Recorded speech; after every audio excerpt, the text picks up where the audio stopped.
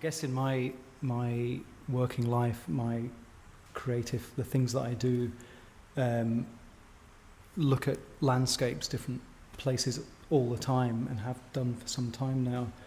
And usually, I suppose, coming out of that, you look at a landscape or a situation, you understand it quite quickly.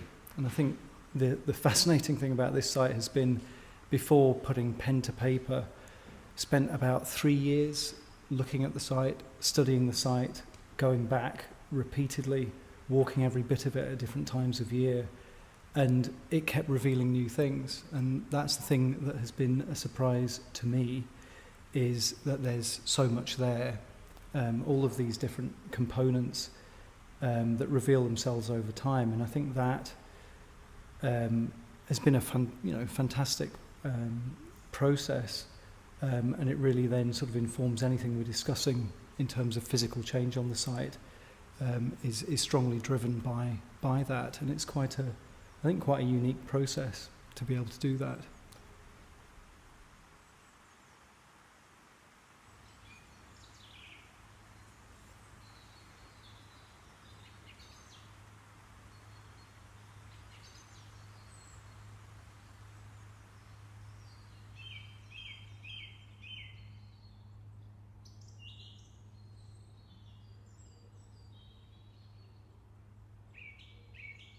The very simple thing of saying that the landscape itself, the wider landscape and the buildings, and we make no separation between the two. They're just different layers of history. That they should be the place that we learn from, that we should be inspired by. The whole idea of the Invisible College is the idea of a place without walls, in the sense that so much of our learning from childhood onwards takes place in dull, stifling environments. So why not just spend time in a place that in itself can be the source of inspiration or the source of debate? And that's really what the college is for. It's that idea that education can be fun, can be relaxed. It should feel like a day off from your ordinary life. But that doesn't mean it stops you thinking or stops you opening up to new possibilities.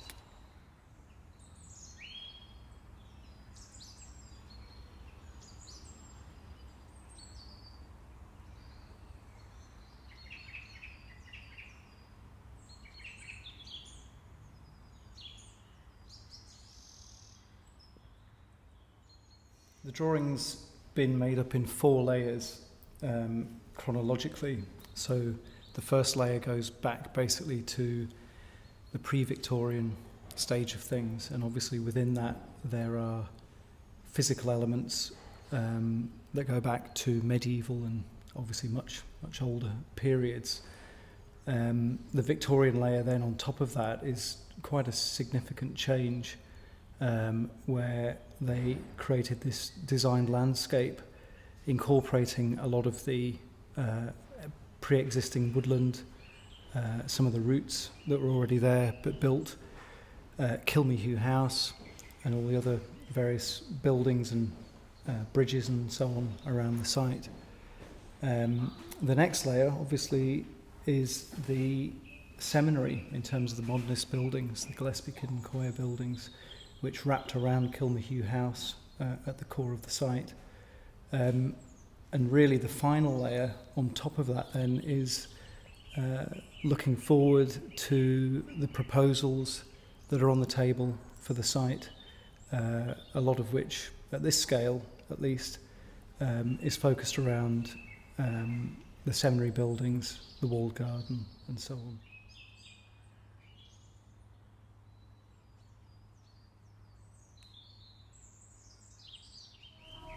And so what you've got to try to do in the next hour or so is sort of try and see beyond all the ruination.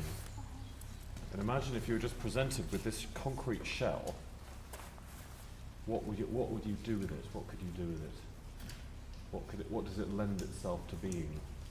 So if you imagine sections cut through this building, it would be incredibly informative.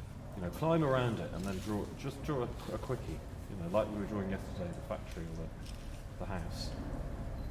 How would a 4-year-old draw this building?